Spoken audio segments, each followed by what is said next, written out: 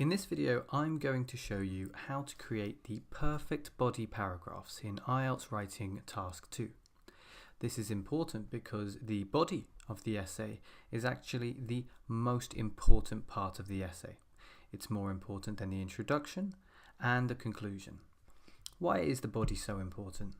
Well, the body of the essay is where you demonstrate to the examiner your ability to engage with the task appropriately.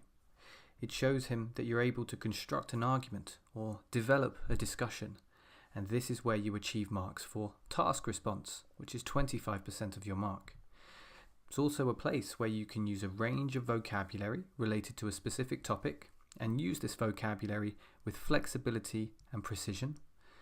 It's also the place where you can use a range of grammar for specific purposes and use this grammar with accuracy. Finally, it's in this area where you can most fully demonstrate your ability to link ideas, link explanations, and link examples cohesively, thus achieving marks for coherence and cohesion, another 25% of your score. Because the body is so important, we need to spend twice as much time on each body paragraph as we do on the introduction and conclusion. So while you should only be spending 5 minutes on the introduction and 5 minutes on the conclusion, 5 minutes on the plan and 5 minutes on checking your work, you should be spending 10 minutes on each body paragraph. So 20 minutes, half of the entire time limit should be spent on each body paragraph. So, how do we create a perfect body paragraph? Well, we should start by thinking of writing between 4 and 6 sentences. 5 tends to be the magic number, and we have 5 sentences on the screen in front of us. Each of these sentences does a different thing. They each have a specific purpose. You can see these here.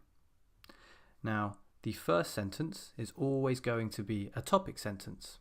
This will contain your general idea for the paragraph.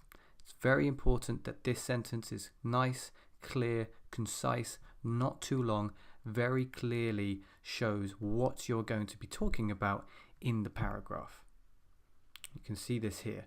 One problem in big cities is the lack of green spaces in a problem and solution essay. Very, very clear. Now you can follow this sentence with any of the following sentences except the solution. You can follow it with a supporting sentence, also known as an explaining sentence. You can follow it with an example. You can follow it with a result. Most of the time, you're going to follow it with an example or a support in either order. So here, we see an example of a lack of green spaces. For example, in the city where I live, we only have one small park, which is itself surrounded by concrete buildings. We follow this with a supporting sentence. Why is this a problem? Well, this is an issue because city citizens need green areas in order to relax, and the plants and trees also help to filter the air.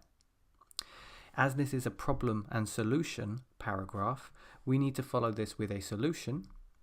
To solve this problem, city authorities must invest more in building parks and gardens, and then the result of that solution. It's often nice to finish a paragraph with a result because the result will link itself to the first sentence, creating a very, very clear central topic. Really important for coherence and cohesion if you want to score a band 7 or above. So as a result, the people who live in cities will suffer from less stress and breathe cleaner and safer air. As I said, we can do these in any sort of order. Here's another formula where we've gone topic sentence, supporting sentence, example, alternative, which I'm going to explain, and then another example or supporting sentence. So the topic sentence in an advantages and disadvantages essay, one of the most significant benefits of air travel is speed. Very clear, speed, advantage, air travel, speed. The supporting sentence, where we're just giving a little bit more information. Most aircraft nowadays are able to travel faster than any other mode of transport, and they do not have to deal with the same obstacles as on land. Follow that with an example, a nice, tangible, concrete, clear example. To illustrate this speed, notice the cohesive device, to illustrate this speed, a journey from London to New York by air takes just 10 hours. Now the alternative is where we look at the opposite or the contrast to further support our point. How can we show how fast air travel is? Well, we can contrast it with a slower form of transport like boat. So in contrast, traveling across the Atlantic by sea takes several days. So very clear contrast. And support that a little bit more, maybe a result. Evidently, traveling by plane is far more convenient than traveling by any other means. Another example here, where we sort of do an extra topic. For example, here we're looking at drawbacks of air travel. However, air travel does have a drawback in air pollution. Very clear. Air pollution. There's our topic. The power required for a plane to take off and fly to its destination causes a huge amount of fuel to be burnt. There's our supporting sentence. Why is there so much air pollution? Well, this is why. An example of how much damage this does: it is believed that 13 million flights are taken each year, and this creates a huge strain on the environment. 13 million flights. Very, very clear example. Now we follow that up with another topic sentence which links back to the first one. Quite similar. So we're talking about drawbacks, and here's another drawback. Furthermore, aeroplanes require airports, and airports often cause a lot of stress for locals.